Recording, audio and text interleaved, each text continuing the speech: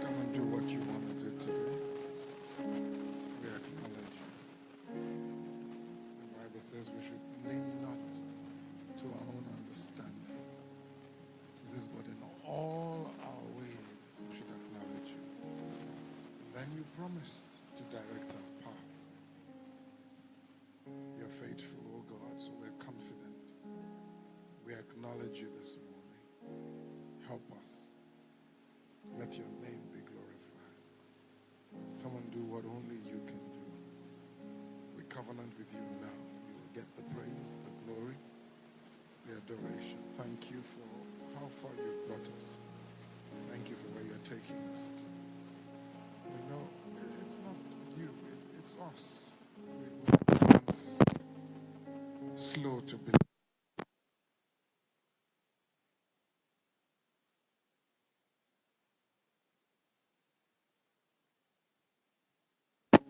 Being a faithful God. We give you praise, oh God. Thank you. In Jesus' name. Amen. You may be seated. God bless you. Thank you so much. Praise the Lord. Sometimes maybe I shouldn't talk about that.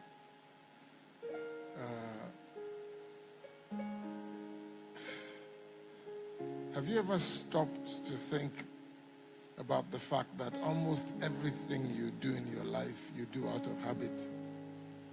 The way you brush your teeth, the way you put on your shoes. Sometimes tell your wife to tell you which shoe you put on first, or which side of your socks you put on first. Some of you, how many of you know when we were growing up, Pastor Jack, I remember this one when we were young. Your parents would say, eat your food first before you eat your meat. How many of you remember that? Do you think that was the worst advice we could have had? And how many of you know 40, 50 years later, you still eat your food first before you eat your meat? Meanwhile, you're supposed to be eating your meat with your food. Am I right? Habits. They make us. And we're not conscious of them. And the problem is they will continue to work. As a matter of fact, they're so bad that you transfer them to your children. And so if you're not conscious of the habits that are shaping your life right now, you're still going to reap the consequences. You see, just because you did something out of ignorance doesn't mean there are no consequences. Just because you lived your life with purity of mind, but your habit was wrong, doesn't mean you're not going to have consequences. Consequences come with habits. So this morning we're going to visit again the Stephen Covey video. I know you watched it last week, but you think you heard. One of the things I'm learning, the older I get, is I'm going back to books I read 20 years ago or 10 years ago, and I'm wondering, did I really read this book? Did I really know this information? So I want us to watch the Stephen Covey video again. And I want you to please listen. And then we'll come back and talk about this. I'm still concerned, very much concerned about this circle of concern and circle of influence. It's taking over our country right now. The president is back. Nobody has said a word. You notice that? When he died, we all spoke about it. When he was, when they were going to remove Osinbajo, we all shouted about it. When the truth came out, we kept quiet. That's because, you see what I mean? It doesn't fall into our category. So let's think this morning. Pastor Lumide, are we ready? Have they checked the audio? Let's go there.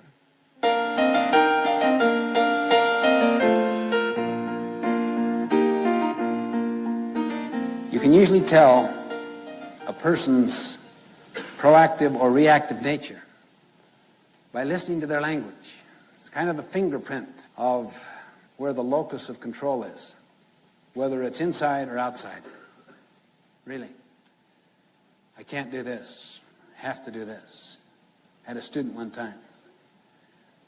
Would you excuse me from class? I have to go on a tennis trip. I said, what? We just finished talking about how the language of the proactive person is, I choose to, I prefer to, yes, no, I will. The language of the reactive person, I have to, I must, if only, I can't, I haven't time, I'm low man on the totem pole. Look what's above me. The people who need this aren't here, or if they are here, they're not getting it. I was going through all of that. He said, "Would you excuse me from class? Next week I have to go on the tennis trip." He said, "What? I have to go on the tennis trip." You what? I have to go. You have to go? You have to go? Oh, yeah. What'll happen if you don't go? They'll kick me off the team. Seems like a natural consequence to me. If you don't go on the trips, you can't be on the team. What'll happen if you don't come to my class? I don't know. What's the natural consequence of not coming to class? I don't know. I mean, think. What naturally will happen if you don't come to class?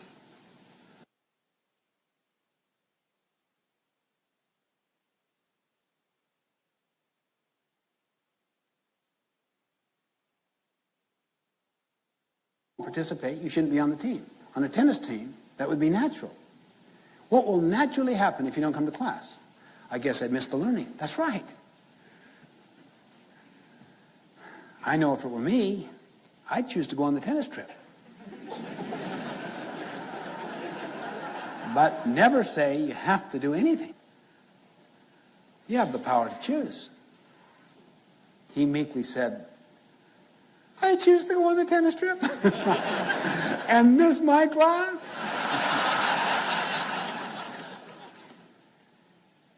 You're always working with an analysis of alternative consequences, and then you're making a choice about the actions. Remember, you can choose your actions, but you cannot choose the consequences. They're governed by natural laws or principles. You may be in some environments where they're governed by social values, social rules. Then you may have to make some tough decisions, either to become a change catalyst in some way or to seek elsewhere, particularly if you've done a lot of sharpening the saw professionally, personally, and have all kinds of options because you are not economically dependent. You're economically independent. That doesn't mean wealthy. That means you have the power to produce sufficient wealth for your needs and the needs of your family. Why? Because your skills are not obsolete. Think on it this way. Two circles. The larger outer circle you call the circle of concern. Things you're concerned about. Things you're worried about. But then there is an inner circle that's very small that are concerns you have influence over. Where do proactive people focus their energies? Which circle? The inner circle. Where do reactive people focus their energies?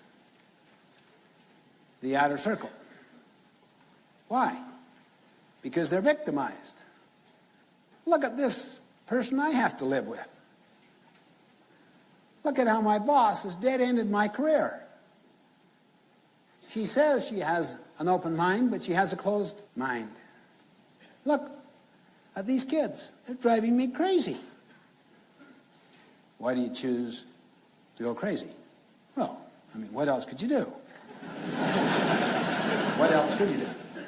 Well, I don't know. Think. I don't know. Think. What other alternatives do you have other than going crazy?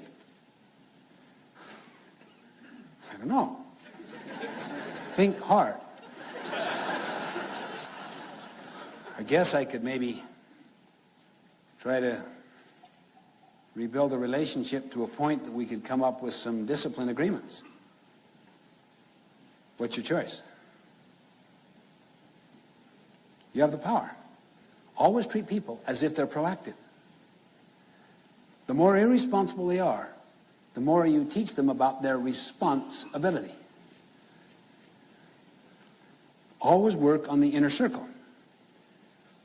It is a marvelous thing.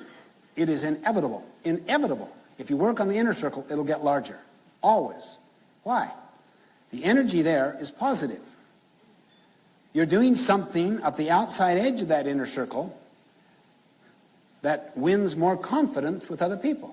The way you treat them, the way you make and keep promises, the way you apologize when you make mistakes, the way you gather feedback, the way you give feedback, the way you're trying to play God in someone's life, the way you seek to understand what's important to the other so that your presentations are made in terms of their frame of reference, their language, their value system. You're constantly making deposits into the emotional bank account. But if you focus on the outer circle, you're taking withdrawals. You're judging. You're criticizing. You don't seek to understand. You're not consistent. All in the name of their inconsistency. You overreact in the name of their overreaction. You badmouth them behind their back, unaware that the people you're talking to as you do the bad-mouthing know you're going to do the same thing about them when there's a strain on that relationship. If you want to retain those who are present, my friends, always be loyal to those who are absent. They know you're principle-centered. They know you're just not sucking up to the social value system. That you're a person of integrity, that have standards. You will not participate in negative energy exchanges or do anything that in any way would create a feeling of disrespect toward another person, because they know that would attach to them sometime under another situation. That's why you would never confide with one child about another, or make comparisons or quick quips and judgments and labels, because you create a culture that they know you're doing the same thing about them when the situation changes. No, there's a steadiness about you that is based on principles that never change, not based upon moods that are volatile and mercurial, that are always going up and down. So by working on the inner circle, it gets larger and larger and larger. And eventually you begin to deal with some of those concerns that you have that today you couldn't even begin to touch. I could take you to not tens, but to hundreds, perhaps even thousands by now, of organizations that are going through a profound transformation, and it started with a person at